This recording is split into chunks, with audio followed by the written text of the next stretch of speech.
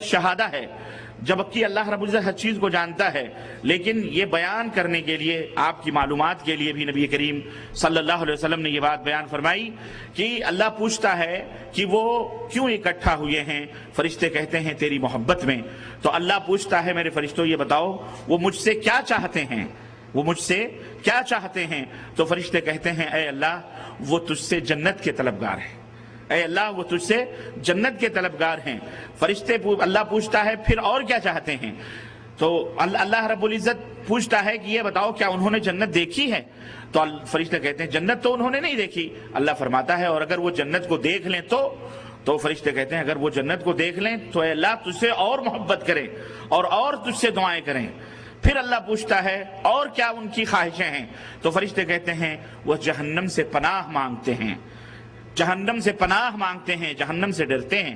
تو اللہ فرماتا ہے کیا انہوں نے جہنم کو دیکھا ہے؟ تو فرشتے کہتے ہیں جہنم کو تو انہوں نے نہیں دیکھا۔ تو اللہ فرماتا ہے اگر وہ میری بنائی ہوئی دم کو دیکھ لیں تو پھر ان کا عالم کیا ہوگا؟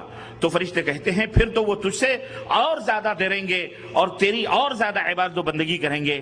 تو اللہ فرماتا ہے کہ اے میرے فرشتوں میرے عزت و جلال کی قسم ہے میں تمہیں گواہ بنا کے کہتا ہوں جتنے لوگ بھی اس مجلس میں شریک ہیں میں نے سب کے گناہوں کو معاف فرما دیا ہے۔ یہ صحیح بخاری کی روایت ہے، صحیح حدیث ہے۔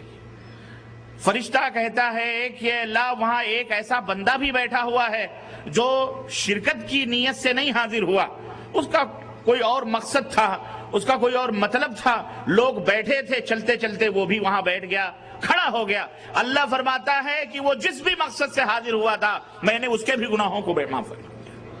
میرے عزیزو یہ بڑی بابرکت مجلس ہے اور میں خوشخبری ان احباب کو جو جدہ کے مختلف گوشوں سے آئے ہیں، کیمپ میں جو اپنے کمروں کو چھوڑ کے آئے ہیں ان کا تو گھر ہے، ان کے لیے تو ہی ہے خوشخبری۔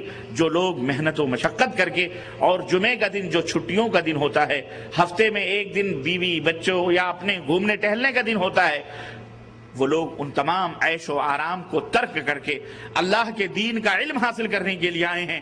تو اللہ تبارک تعالیٰ ضرور رحم فرمائے گا اور ضرور اللہ سے ہم امید کرتے ہیں کہ یقیناً اللہ تبارک تعالیٰ ہمارے گناہوں کو معاف فرمائے گا انشاءاللہ تبارک تعالیٰ۔ اللہ کے رسول صلی اللہ علیہ وسلم فرماتے ہیں من سلک طریقا یلتمس فیہ علما سہل اللہ لہ طریق الجنہ، کہ جو علم کے حاصل کے حصول علم کے راستے میں نکلتا ہے، علم حاصل کرنے کے راستے کو اختیار کرتا ہے، اللہ رب العزت جنت کے راستوں کو اس کے لیے آسان فرما دیتا ہے۔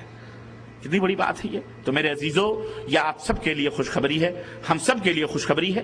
ہم سب گنہگار ہیں، ہم سب مجرم ہیں، ہم سب اللہ عز و جل کے حقیر سے حقیر بندے ہیں۔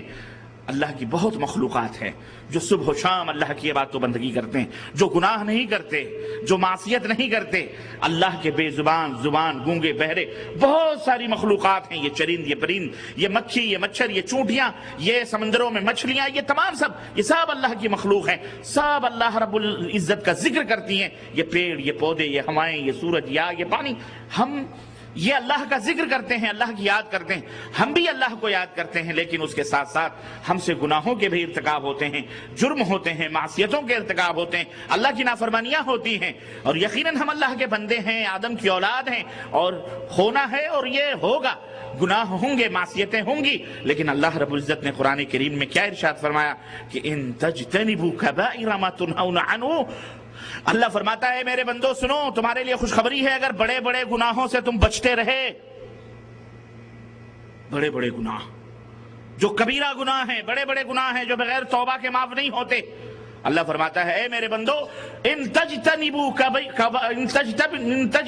کبائر ما تنہون عنہ، اگر ان بڑے بڑے گناہوں سے جن سے تمہیں روکا گیا ہے اگر تم ان سے بچتے رہو، نکفر عنکم سیئاتکم، تو چھوٹے چھوٹے گناہوں کو ہم خود معاف کر دیں گے، وَنُدْخِلُكُمْ مُدْخَلًا كَرِيمًا، اور بڑے کریم اور بابرکت گھر میں ہم تمہیں جگہ دیں گے، یعنی جنت میں ہم تمہیں بٹھائیں گے۔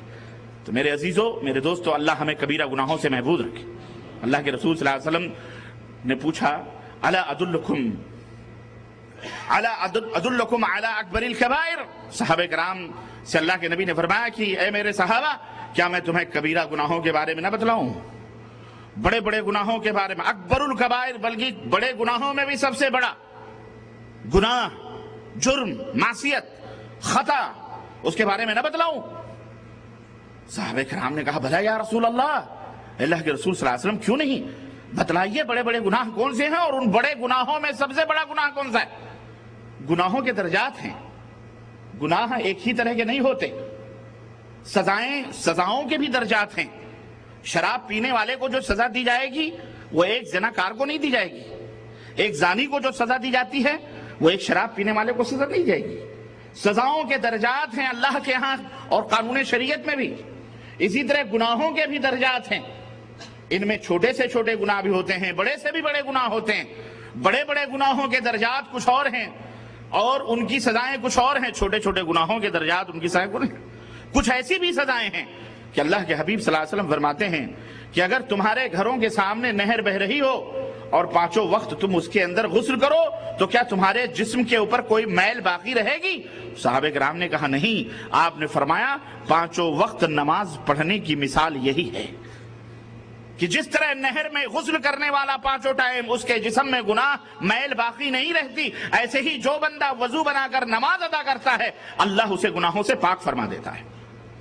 اس لیے میرے بھائیوں، میرے عزیزوں، میرے دوستوں، ان بڑے بڑے گناہوں میں بہت سارے گناہ کبائر ہیں جس میں صرف مسلمان ہی نہیں ایسے ہیں جو ان سے روکتے ہیں۔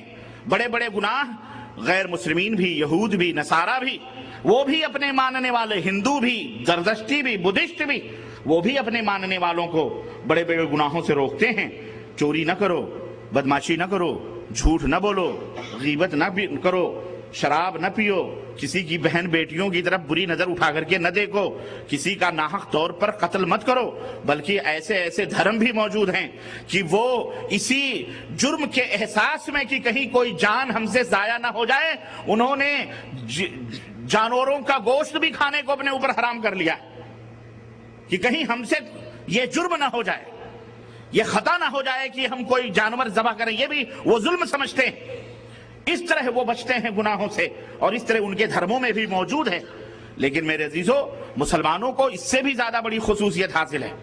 یہ باتیں اگر آپ دنیا والوں کے سامنے بیان کریں گے تو ہر ایک آپ کو اپنے سروں کے اوپر بٹھائے گا۔ چوری مت کرو، زناکاری مت کرو، بدکاری مت کرو، شراب مت پیو، فحاشی مت کرو، بے حیائی مت کرو، غیبت مت کرو، چغلی مت کرو، کسی کا برا مت چاہو، کسی کو قتل مت کرو، کسی کی بہو بیٹیوں کی طرف بری نظر اٹھا، سب آپ کو اچھا کہیں گے۔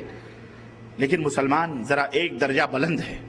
مسلمان کے ہاں ایک بہت بڑا جرم ان تمام جرموں سے کہیں بڑا جرم ایک ہے۔ اگر کوئی مسلمان اس بات کی دعوت دیتا ہے تو سب کے ہاں میٹھا بنا ہوا پھرتا ہے، سب کے ہاں میٹھا رہتا ہے۔ لیکن میرے بھائیوں، مسلمانوں کا کے ہاں ایک اور بھی جرم ہے جو بہت بڑا ہے، جو جب آپ اس کا جھنڈا بلند کرو گے اور جب آپ یہ کہو گے یہ جرم نہ کرو تو اس وقت ساری دنیا آپ کی دشمن ہو جائے گی۔ یاد رکھو، ساری دنیا آپ کی دشمن ہو سکتی ہے۔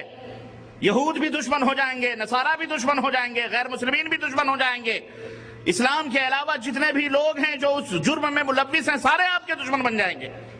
پتہ ہے وہ کون سا جرم ہے؟ اللہ کے حبیب صلی اللہ علیہ وسلم نے صحابہ سے فرمایا الا ادلکم علی اکبر الکبائر، کیا میں سب سے گناہوں میں سب سے بڑے گناہ، جرموں میں سب سے بڑے جرم کی بات نہ بتلاؤں؟ صحابہ کرام نے کہا کیوں نہیں اللہ کے نبی؟ آپ صلی اللہ علیہ وسلم نے فرمایا الاشراک باللہ، الاشراک باللہ۔ اللہ عز و جل نے تمہیں پیدا کیا ہے، روزی دیا ہے، صحت دیا ہے، تندرستی دیا ہے، مالک کائنات ہے، خالق کل ہے، علیم خبیر بصیر ہے، سمیع بصیر ہے، تمہارے سینے